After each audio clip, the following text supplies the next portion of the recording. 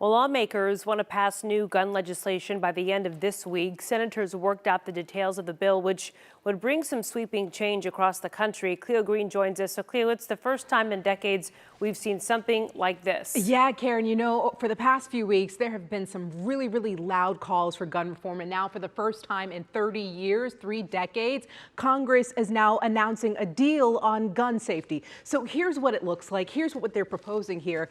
Enhanced background checks for anyone under the age of 21, closing loopholes for anyone that's been convicted of domestic violence from owning a firearm.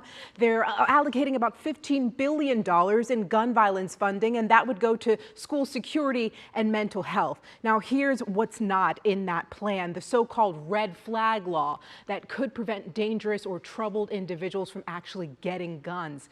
But the bill would provide about $750 million to the 19 states that do have red flag laws in place. Now, Texas Senator John Cornyn argues this plan will allow states to decide on their own regulations.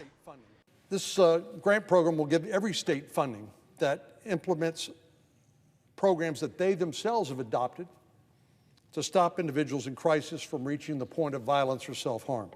Now, as you can imagine, social media is on fire with reactions from both sides. The NRA tweeting in opposition, saying that this legislation can be abused to restrict lawful gun purchases and infringe upon the rights of law-abiding Americans and use federal dollars to fund gun control measures being adopted by state and local politicians. Here's what to expect this week. This deal could be approved by the end of the week before lawmakers go on their 2-week recess at the end of the week. And the House and President Biden have both shown support.